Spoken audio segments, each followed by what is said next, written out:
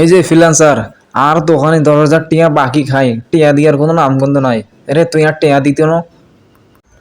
ওই চল, ওই তুই বিল চাচ্ছিস কার কাছে? তুই জানিস আমি কে? আমি 26 তারিখের পর ধনী হয়ে যাইতেছি। বুঝে পারছো কি করছি তোমারে? 26 তারিখের পর বুঝে পারছো তোমার দোকান টোকান সব আমি কিনে নেবো মিয়া। এরে আই তোর কথা শুনতন ন। তুই এই 26 তারিখ কই গই আপতন 10,000 টিয়া বাকি খাইছত। তুই আর টিয়া দিয়া যাবি আজকে? আরে তোমার কইছি না 26 তারিখে দেবো মিয়া। 26 তারিখের একদিনও মিস্টেক হবে না, বুঝতে পারছো? 26 তারিখে আমি কুটিপতি হইতেছি, কুটিপতি। তার আগে কও তোমার দোকানের ছাদে একটা শুয়ে আছে কাটা, তোমার পলার মতো লাগে? এরে বাপু আর হলার কথা আর তুই করছা?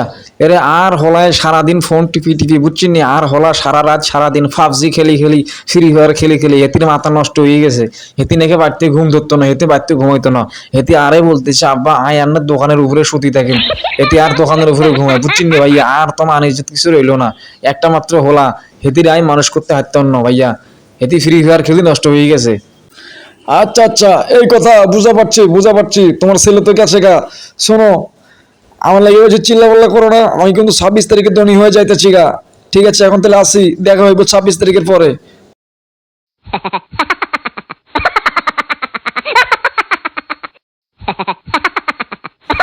শোনো দোকানদার, তোমার ছেলেকে আমি থানায় নিয়ে একটু থেরাপি দিলে ঠিক হয়ে যাবে। তোমার ছেলের মাথা থেকে আমি এই ভূতটা নামিয়ে দেব। ও নো, এই ইন্সপেক্টর বেকারের এলাকায় 26 তারিখে লোক ধনী হচ্ছে। হা হা, আমি তো 26 তারিখে ময়না তদন্ত করে তল্লাশি চালাই দেবো। টাকা সব চাঁদাবাজি করে সব টাকা ইন্সপেক্টর বেকারের পকেটে ঢুকাবো। হা হা হা।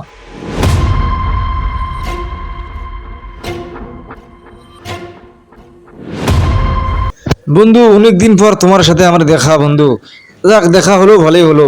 তুমি যে আমার কাছে টাকা নিচ্ছ বন্ধু, তুমি আমার টাকা ধার দিচ্ছ না কেন বন্ধু? তোমার বাড়ি গেলাম দেখা পেলাম না। আরে বন্ধু, তুই কার কাছে টাকা চাইতেছিস? তুই আমার চিনিস আমি কেঠা? আরে বেটা, আমি তো 26 তারিখ ধনী হইতেছি, ঠিক আছে? তোর ওষুধ দেখ কিনে দেবো 26 তারিখ নিয়ে। বেশি কথা কইস না বন্ধু, মাথা কিন্তু গরম হয়ে যাইতেছে গা। তুই এই 26 তারিখের কুটিপতির থ্রেড দিতেছ। তুমি কত টাকা পাও মিয়া? তোমার সব টাকা দিয়ে দেবো, কোনো চিন্তা করো না। এখন যাও যাও, 26 তারিখ দেখা করিও, ঠিক আছে?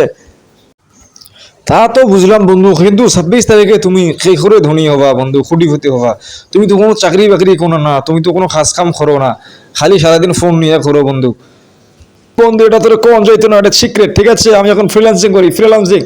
এই যে আমার পিছনে যে বাড়িটা দেখতে পাচ্ছ না, রাজকীয় বাড়ি, এই বাড়ি দিয়ে এখন আমি থাকি, বুঝতে পারছো? এই বাড়ি দিয়ে আমি এখন ভাড়া দিয়ে থাকি মিয়া। দেখছো আমার স্ট্যাটাস কত উপরে চলে গেছে মিয়া। আর তুমি কটার টাকার জন্য আমার কত শোনাইতেছো?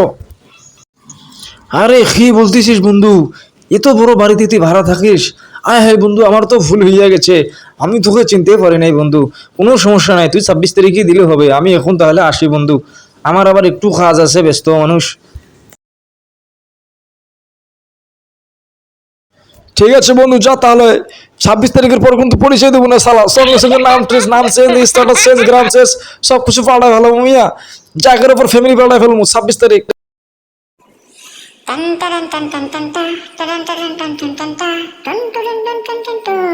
বাবাজি বলছিলাম যে এই মোর মাসের ভাড়ার টাকাটা যদি তুমি একটু দেতা বাবাজি, খুব ভালো হইতে বুঝছো। তোমার তো আবার ওই যে 6 মাসের বাসা ভাড়া বাকি বাবা বুঝছো। টাকাটা দেতা একটু খুব ভালো হইতে বাবা, আমার খুব সমস্যা, বুঝতে পারছো?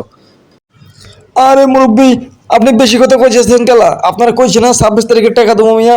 জান তো এখন, জান আমি খুব ব্যস্ত আছি। 26 তারিখের পর আহেন গা।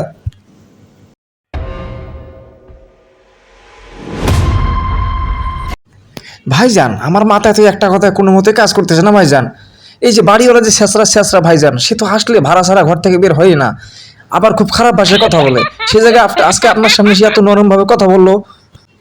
আবার এই যে আপনি তাকে ঝাড়ি দিয়ে কথা বললেন, সে কিছুই বললো না। কি ব্যাপার ভাইজান, ঘটনা নাকি? 26 তারিখ 26 তারিখ কই দিয়েছেন সবাই রে, 26 তারিখে আপনি কি ভাবেন ভাইজান? আরে ছোট ভাই, তুমি এই কোনো খবর রাখো না একটা?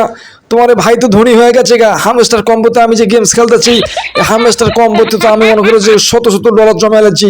আমি তো কোটিপতি হয়ে যাইতেছি গা। 26 তারিখে গেলে যদি উইথড্র করি তাহলে তো আমি ধনী হয়ে যাবো গা। সবটি কিনে নেবো, ঠিক আছে? আমি এখন বড় হইতেছি, ঠিক আছে? ছোট ভাই থাকো, আমি এখন একটু গোসল করতে যাবো। গোসল টোসল করে আবার ব্যাংকে যাইতে হবে, অ্যাকাউন্ট খুলতে হবে, টাকা তো আসতেছে। থাকো তুমি, আমি আসি।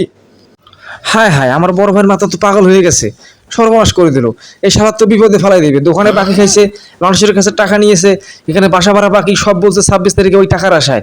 এখন ওই টাকা তো মনে হয় না পাবে, যদি পায় তাহলে তো ভালো, না পেলে তো সব শেষ। ভাই ভাই আপনি এখানে বসে আছেন, আমি তো আপনাকে পুরো গ্রাম ঘুরে শেষ করে দিলাম ভাই। আমাদের তো পুরো সর্বনাশ হয়ে গেছে। আপনার ওই যে হামস্টার কম্বো যেখান থেকে আপনি টাকা ইনকাম করার ধান্দা করছিলেন, ওই জায়গা থেকে তো ভাই শুনলাম 1 মিলিয়নে নাকি মাত্র 1 টাকা 79 পয়সা দিবে ভাই। এই হিসাব করে চললেও তো আপনার মনে হয় 500-700 টাকা পাবেন মাত্র। এই টাকা দিয়ে আপনি কি করবেন ভাই? সর্বনাশ হয়ে গেল ভাই। আরে কি কইতেছ ছোট ভাই, তুমি তো মাথা মতো ঘুরে দিচ্ছ আমার।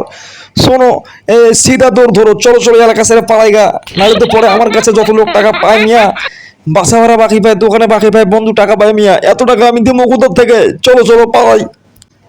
ভাই আপনি তাহলে 2টা মিনিট খারান, আমি বাড়িতে যাবো আর খালি ব্যাগটা নিয়ে আমো, ঠিক আছে? আর বাড়িওয়ালাকে বলে আসিস আমরা পালাই যেতেছি। ওই বেটা কথা, তুই যদি এখন ব্যাগ আনতে যাস বাড়িওয়ালারে কোষ, তোর তো বাড়িওয়ালা আটকা রাখবো, জঙ্গল পিটাইবো মিয়া। চলো এদিক দিয়ে ভাগো।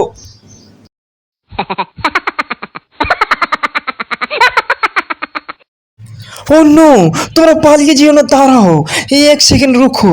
ইন্সপেক্টর বেকারের হাত থেকে বাচ্চা অসম্ভব, মানে একেবারে ইম্পসিবল।